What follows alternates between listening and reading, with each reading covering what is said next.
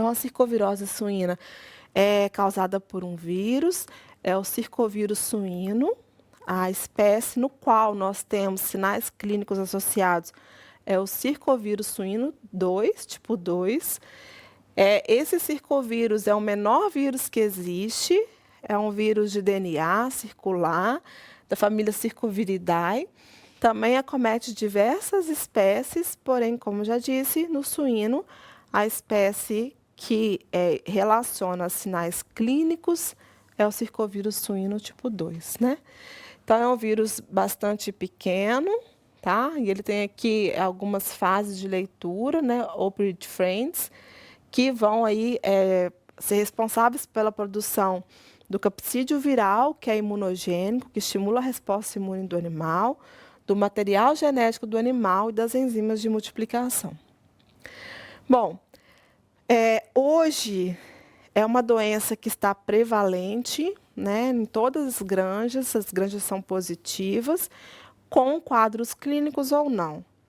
A transmissão, ela acontece, né, ela pode acontecer vertical, ou seja, hoje nós sabemos que pode ser transmitido da fêmea para o leitão, via placenta, mas também pelo colostro, né, e pelo contato animal com animal. Então, secreções, excreções de animal contaminado, isso aí inclui via sêmen, tá? Oronasal, fezes. O sêmen contaminado também, ele é uma forma de veiculação, né? E na vida intrauterina também, hoje a gente sabe que o vírus ele é capaz de passar pela barreira transplacentária. Bom, o circovírus ele foi descoberto no Brasil em 2000. E hoje nós sabemos que, na verdade, ele já estava no país antes, por estudos retrospectivos em amostras teciduais, porém ele tem sido associado a quadros clínicos a partir de 2000, por isolamento e identificação da Embrapa, né, da Janice. E aí, quando ele foi descoberto, ele veio trazendo problemas devastadores na granja.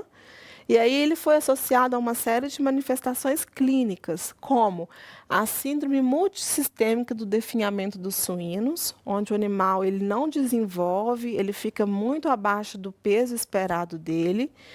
A síndrome da dermatia nefropatia suína, né, que o animal ele tem principalmente o rim comprometido por deposição de imunocomplexos. Distúrbios reprodutivos, doenças respiratórias associadas ao vírus também, enteropatias e tremores congênitos. Então, antes, o vírus ele era associado a essas síndromes, né? Mas o que aconteceu? Nós percebemos que, com o tempo, que o animal que tinha uma síndrome, ele também poderia ter a outra. Não especificamente o que causava, o vírus causando distúrbios reprodutivos, não causaria problemas respiratórios. Então, na verdade, isso é complexo, acontece de forma combinada. E, em 2006, a Associação Americana de Veterinários do Suíno, ele mudou o termo, né? E hoje nós falamos que são as doenças associadas ao circovírus. Não mais nos preocupamos em descrever essas síndromes isoladamente. Quando eu falo que o animal está doente por circovírus, ou seja, ele tem circovirose, ele tem as doenças associadas, ou seja, ele pode manifestar aí esses quadros característicos do vírus, né? Então, o animal, quando eu digo animal com a síndrome do definhamento, né, multissistêmica do definhamento do suíno, a principal característica é o animal refugar, ele não acompanhar o lote dele. Então, na lesão, as lesões que eu encontro nesse animal, eu vejo quadros de hepatite, aumentos de linfonodo mesentérico e outros linfonodos. Isso porque o vírus, ele vai pela corrente sanguínea e o alvo dele são as células linfóides. E ele acaba causando uma imunossupressão. Então, ele acaba destruindo essas células e causando uma imunossupressão. E por isso que o vírus, o circovírus, ele predispõe o suíno a outras doenças, porque ele causa esse quadro de imunossupressão no animal, né? Além disso, eu tenho quadros de ascite associados, refugagem. Esse aqui é o quadro bem característico, né? Que por muito tempo foi o primeiro a ser descrito e que assustou o produtor no campo. Quadros de pneumonia, edema de mesentério, pelos distúrbios que ele causa. No quadro de síndrome da dermatite e nefropatia suína, né? Eu tenho lesões cutâneas hemorrágicas. Esse animal ele apresenta essas manchas e em poucas horas ele vem a óbito. Isso aí é decorrente de todo o comprometimento renal que o vírus causa.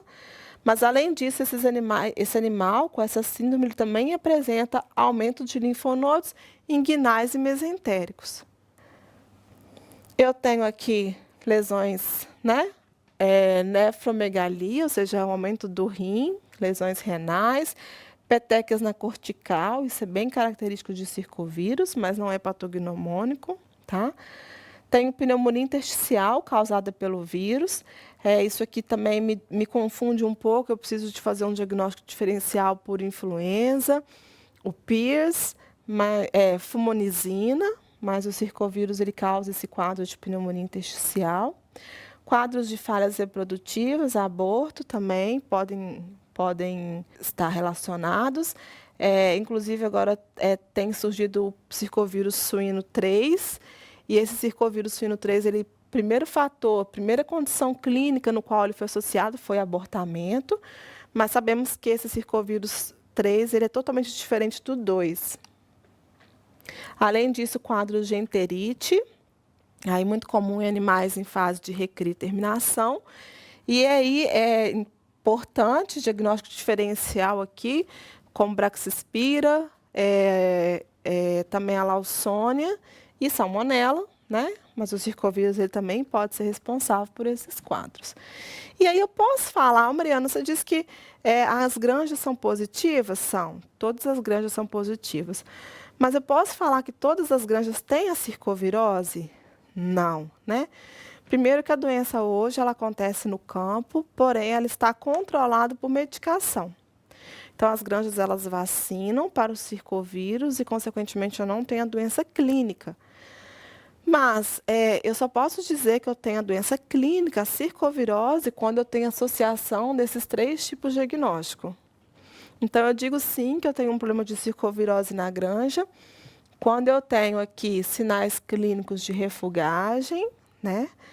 Ou lesões cutâneas hemorrágicas, associados a lesões macro ou micro, né? Que aí a presença de aumento de linfonodos, células gigantes, e a identificação do PCV2, aí, normalmente o PCR, é a técnica que nós utilizamos para a identificação do material genético do vírus, né?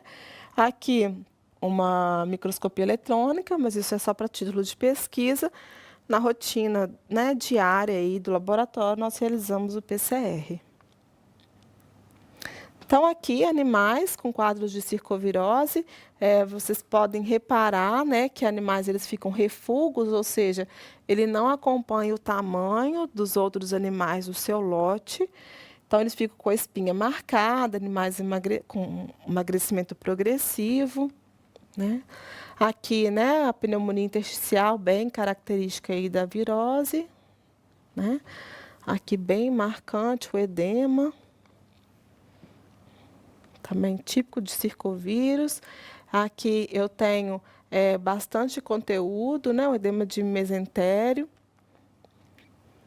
Hepatite relacionada. Aqui, edema de mesocolo. Também bem típico, né? Uma hipertrofia, um aumento dos linfonodos mesentéricos. Aqui, lesões típicas de dermatite e nefropatia suína. Aqui também, bem característico da síndrome. Aumento de linfonodo inguinal. Aqui, os linfonodos bem aumentados. Petequias na cortical, né, do rim. Bom, então, quais são as considerações que nós podemos fazer em relação a tais doenças, né?